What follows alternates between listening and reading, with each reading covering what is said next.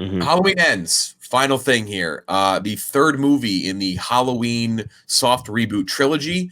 Technically, the fourth movie. What's the timeline? Hold on. We gotta. It's disgusting to look at the Halloween timeline for the movies. It's very funny. So here we go. Let's just do it the right way. Halloween 1978 branches off directly to Halloween 2018, then Halloween Kills and Halloween Ends. The other storyline, you can go from Halloween 1978 to Halloween 2 1981, which does not connect to Halloween 2018. And then you can go from Halloween 2 straight to Halloween 4, because Halloween 3 has nothing to do with the anthology. And then from 4 to 5 to 6, 6 came out in 1995.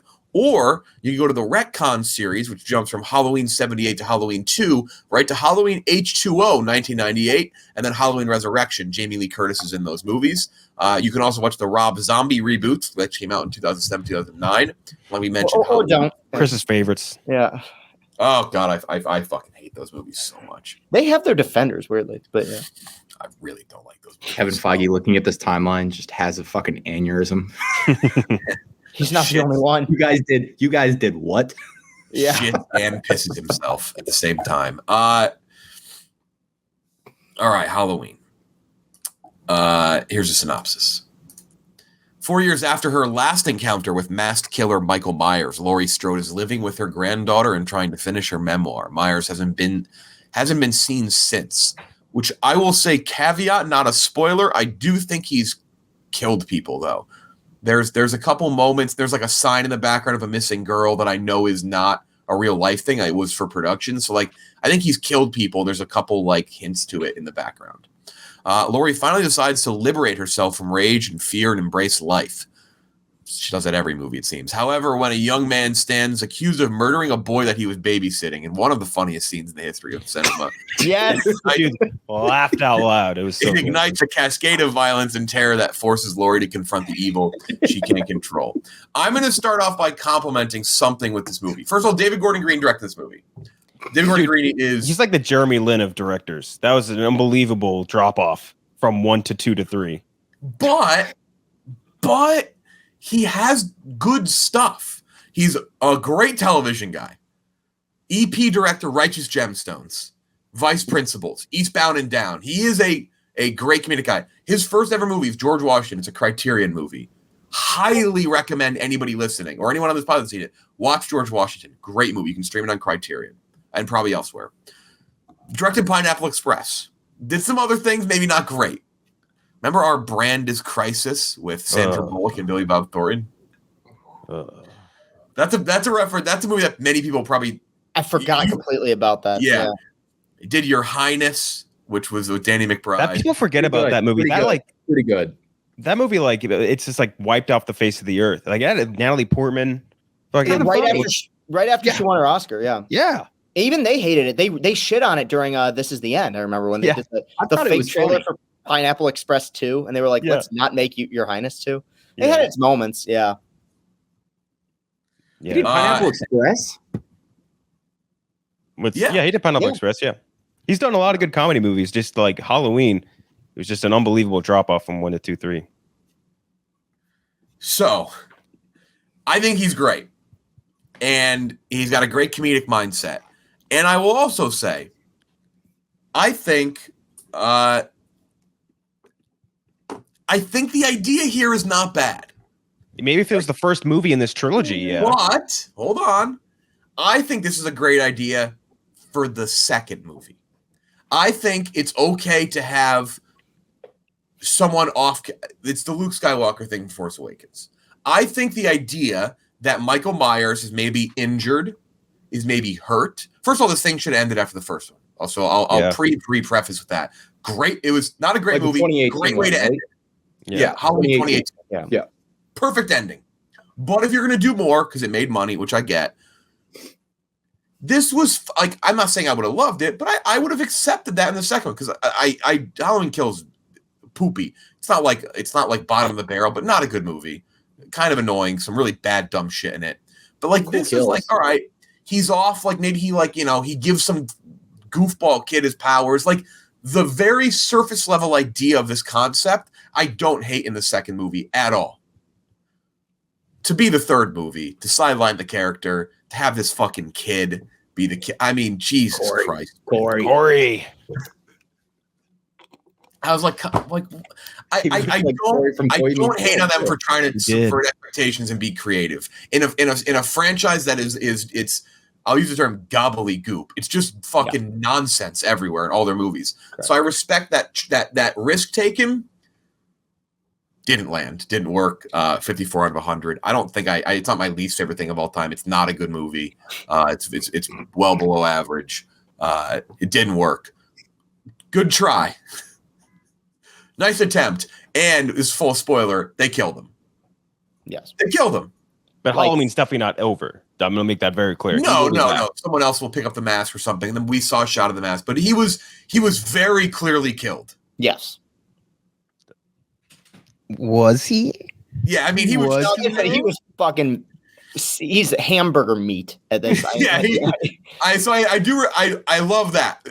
If we're just talking about like the idea of killing him, 100 out of 100. They could not have done much more, maybe except like literally dropping an actual nuclear weapon on him and blowing his head up like scanners. Yeah. Like that's really it. So credit there. Yeah, 54 out of 100.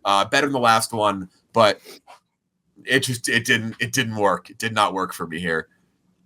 Yeah, if they shot him in the head, I wouldn't believe he was dead at all. Like 0% chance. He's been shot in the fucking head before. Like multiple times. Like it could be the shotgun point blank. I'd still be like, I don't know, man. We probably could have missed some important stuff in the brain. You never know. I think this movie is bad. It's a stinker. I think that this is one of the worst examples of like the first movie having so much thought poured into it, and then the follow-up two ones just being hollow and being done very clearly just to capitalize and make some money. And it's very disappointing because like we thought, I remember all of us when we were, or at least me and Jeff, when we reviewed the first one, we were like, this is cool. Like this is all right. Like we thought this was going to be ass. It was very, very enjoyable. And this could really be the start of maybe a good little conclusion trilogy, but just such an insane fall-off between these last two. To have a Michael Myers like swan song that doesn't feature Michael Myers is lunacy to me. It was so really fucking boring too. Like the first like hour of it, just painfully boring. And like the best part about that first like actually like 2 acts was just that kid smashing his neck when he hits the fucking ground. And that was the only worthwhile scene in this entire movie because it evoked some sort of emotion out of me, which is laugh out loud laughter. Like that it was. I had to turn it off. I was laughing so fucking hard. It's edited like a comedy movie. Exactly. Like, it's just a smash cut to like it's like coming from like fucking Shaun of the Dead or like Hot Fuzz. It was like hilarious. Like 20 flights of stairs. Straight down his like cracked his neck house up. You've ever seen. Dude, it was so funny. And this kid was like vaguely creepy, not intimidating at all, like not someone who should be the disciple of Michael Myers or whatever. And like I think the entire way that they put that whole storyline together was very, especially like his romance with Laurie's daughter. That fucking sucked. That fucking sucked so bad. And especially the part where he's like talking to her and he's like, "You can't fix me, Laurie," or whatever the fuck the daughter's name. "You can't fix me." Shut the fuck up. I tweeted out the line because I was so taken back by it. It was so bad. It was so fucking bad. Like the second he said that, I had probably the same reaction you did. I was just like, here it is. I'm the fucking kid killer, and you think that you can fix me, but you can't. I'll spare you the heartache. And then he walks away. Fuck up, loser. This movie sucked ass. It was really bad. And not one I would recommend anyone. I know it did the Peacock release or whatever, but like, I would never recommend anyone see this movie. Same thing with the last one, to be honest. It's a very, very, I think more than anything else, disappointing again, because the last one or the first one in this trilogy was so good. And you could theoretically have a very nice sign off for this character, Michael Myers, who's like one of the most iconic, if not the most iconic in all of horror, and at least in new age horror. And like, they just didn't. It was just lame. This fucking lame ass movie, boring, shitty, not scary at all, dumpy, like run of the mill slasher that could be made by some dude you just hired like 5 minutes ago off the street during NYU or something, which is again, just such a bummer. It's insane. Oh, and I, again, just can't stress enough how bad the screenwriting for the dialogue was in this. It was horrendous, like criminally bad. See, I think for me, I'm going to put it lower. It'd be like a 34. I think I'm happy with that. Real Chris, bad movie. Did you watch the Double Toasted review? Yes, I watched it this morning. It was they were very funny. They're talking about how mean everybody is in this movie too. Like those kids. The dialogue is so mean in this. Like there's all mean to the multicultural bully squad was so fucking funny. Fan geek bullies, baby. Yeah. We have fan geek bullies. It's 2022. So stupid, dude. Oh my God. All the way down to, I mean, it's straight out of Stephen King, all the way down to one of them wearing a fucking Varsity Letterman's jacket. Like, ugh. Yeah. Yuck. Okay. I don't have any attachment to the Halloween movies. Like, I just. Do you like the original, though? Do you like it? No, I like the original. Yeah. Okay. Most of them I haven't seen. It's just like, I have seen a strong backlash on Twitter from people talking about this movie. So this is not in my 5 worst movies of the year or anything like that. I think I have it at number 6 right now, so it's close. But here's when I talk about what I don't like about horror movies. Every single one of those tropes exists in this film. Like we reviewed a lot of horror recently. And Bodies, I wasn't crazy about because it's not really my genre, but I acknowledge it had some merits. Barbarian, I legitimately really liked, almost loved. This is everything I don't like about horror movies. Every character in this movie is a goddamn idiot. All of them. Then nobody talks the way people talk. Nobody acts the way people act. Nobody reacts to situations the way people react to situations. And I strongly disagree with the idea that you should have some sort of, we need to hand the mantle over to somebody else. Halloween is about Michael Myers. Okay. I with something like Star Wars, that's a longer thing. There's a greater universe. Characters get older. They age. They're not these dominant, immovable objects. People go to see Halloween movies for Michael Myers. And I kept track of it. 41 minutes in is the first time you see him. And you see him for about 3 seconds. You got one of the most iconic slasher villains ever sitting on the bench like he's Brian Scalabrine on the 08 Celtics, just like shrugging his shoulders, being like, I'm here. And it's everything I don't like about these kind of movies. There's one thing I did enjoy where I felt like, man, this was the angle. And it's the addressing of Laurie's trauma. I think that Jamie Lee Curtis is actually really trying here. And I think that should have been the angle of this woman who's gone through a heck of a lot. And even the stuff with her, like writing her memoirs, that didn't bother me that much. But this is it's just so, I can't stress how fucking stupid this movie is, man. It's written by children. And it's the dialogue literally has at points laugh out loud moments. I mean, you start with the opening scene of that kid getting, kicked out of the door. And this is one random thing that I acknowledge. I took a note of this. Why is it there's multiple characters in this movie that I believe takes place in Illinois talking with New York accents? Did anybody notice this? That the main bully, it seemed like it. Yeah. Yeah. No, it turns into West Side Story half the way through. I remember there was a moment where it was Corey's dad, Corey's mom. She says something like, because your boogeyman disappeared, they needed a new one. I'm like, what is this movie? So it's a 33 out of 100 for me. It's not lower because while yes, I agree in terms of like a narrative standpoint, it is boring as a Halloween movie. It kept making me laugh. And I was just so baffled because none of us like Rise of Skywalker, but you know what the Rise of Skywalker has as a conclusion to this 9-film arc? It has Skywalkers in it. Yeah. This it is amazing to me that at no point during this production somebody said this is a terrible idea. This is a really bad idea. So I was entertained by the monotony of it all and by the bizarre decisions. But yeah, don't see this, man. I mean, and for what it's worth, I think a lot of people have turned on it.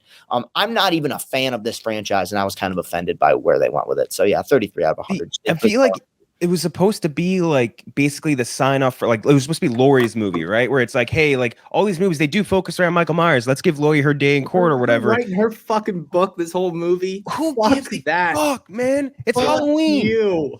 It's Halloween. I'm with you. I guess it's just the idea of her coming to terms with that past. And I'm okay with that. Yeah, but that being like a subplot to the main plot of Michael Myers killing dudes. Like that is what people watch a Halloween movie for. What the fuck happened to this guy in 4 years? He is washed. He looks like Peyton Manning on the Broncos. I tweeted that out. He looked like Peyton Manning on the Broncos. Halloween Kills, he was like superhuman. Like what does Lori say? She's like, when he kills, he grows stronger. With every kill, he gets stronger. Like this dude's taking like stab wounds, gun bullets, like just keeps moving and getting like picking people up with one arm. Like in this movie, he can't even fucking beat up a little high school kid or however the hell. And he can't beat up a senior citizen either, which is one of the other big issues with this. Is like, she turns into fucking Liam Neeson and Taken, during these movies. But I can't Corey is the main character of this movie. I really want to drive that home.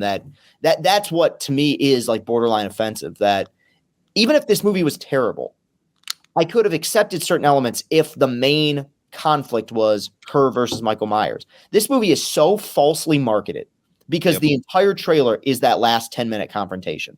They completely leave out the hour and 40 minutes of this dweebus, hooking up with his granddaughter and kicking a kid down the stairs. It's a mess of a Hollywood film. It's fascinating.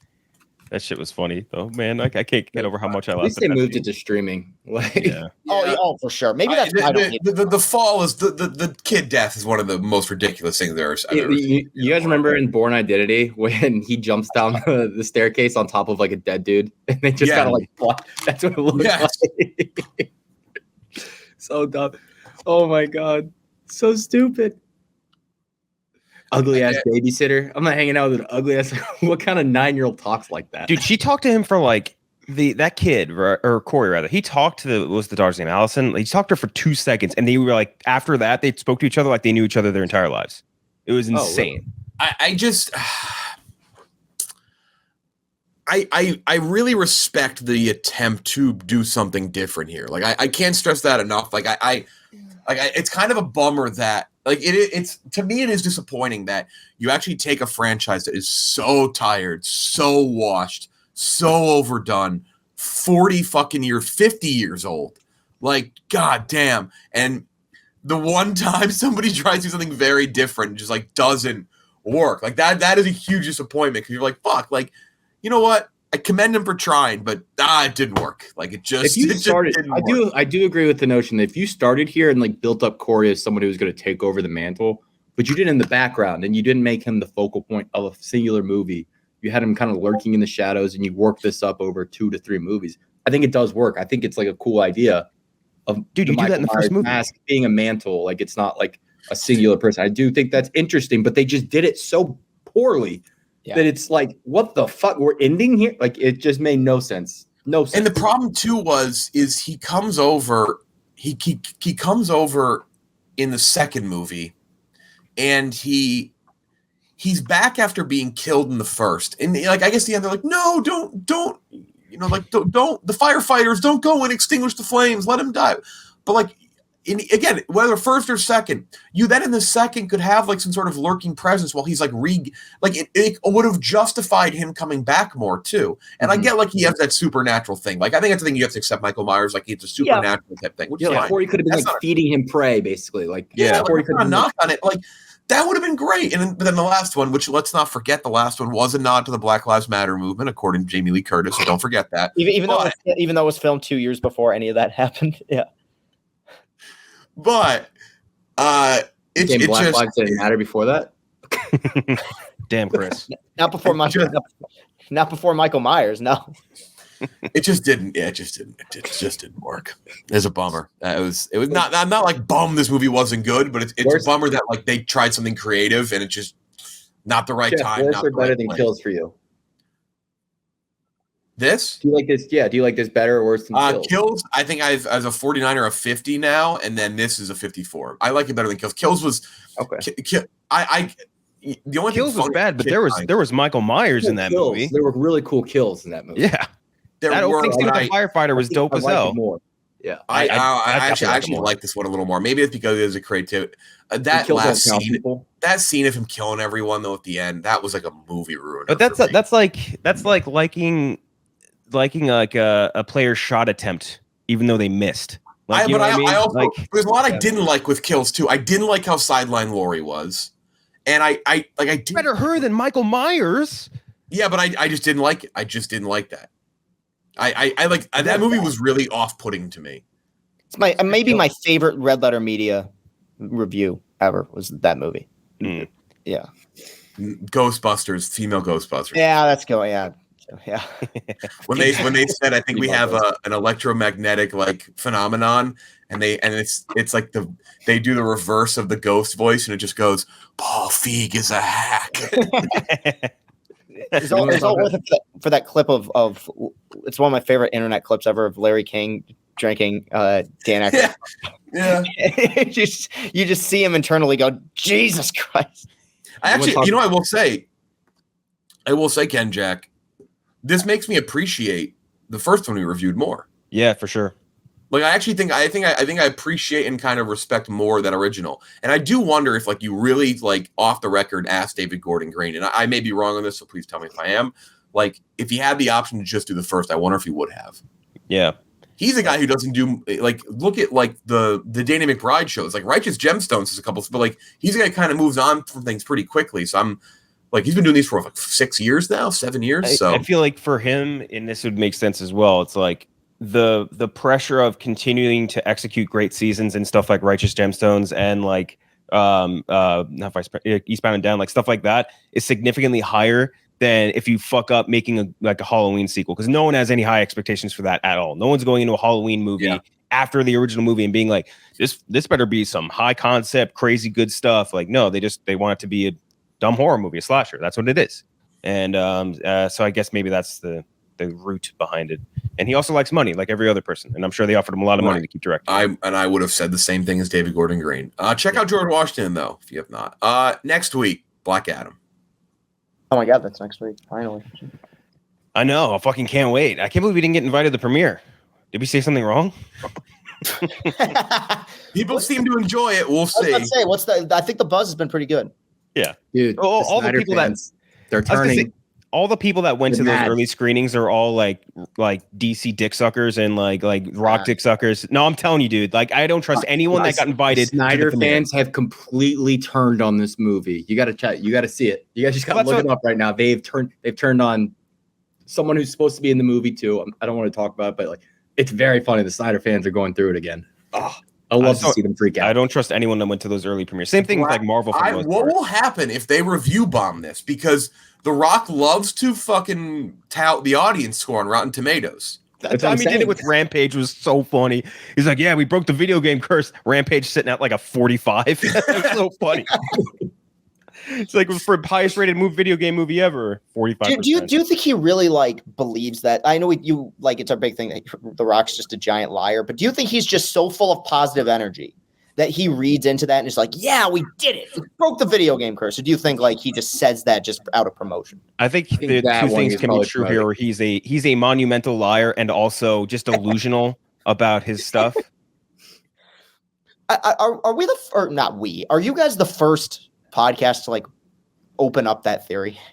What just, that he just makes shit up and it's just we were on that pretty early with the cheat meal stuff. And the time he said he tore down his gate. That was so funny. Ken Jack is the number one he did not tear down his gate guy. It was me and Trill Ballins was like adamant. He's like, you were late to Black Adam and you are Black Adam. They are not going to start the show without you being there. You need to. Well, we got to recast him. He didn't show up. He's 10 minutes late. It was so funny. If I see another piece of fucking fan art from this movie, though, I may go Corey from Halloween. Like I may like this is fucking. I'm so sick of this movie's fan art because for years it's all we ever saw. Remember when they went to DC Fandom and we're like, oh my God, we're gonna finally see him in this costume, and it was him in like a fucking 3-piece suit, and it was more fan art. You're like, holy shit! Like, how is it just Boss Logic's fan art we've seen for 5 years of this movie? And he's still releasing fan art. In The Rock. Dude, I just remember that still. It was a DC Fandom in like 2018 and they're like, The Rock's sitting there on this green screen background of all dust and he's like, yeah, fucking Black Adam's coming soon. That was like so long ago. It's crazy. Can I get a picture of me fighting Superman? Yeah. Have me put him in a suplex. We may have to bring Robbie in for that. Black Adam. He may not go see it though. Robbie's so like anti like bad DC shit because he's got probably the biggest Batman fan I know. All right, that's it. Black Adam next week. Very excited to go see Black Adam. Mhm. Like I'm actually amped now. Like I just we talked about this for so long. That's it for Ken, Jack, Chris, and Gooch. I'm Jeffy Lowe. We'll talk to you next time.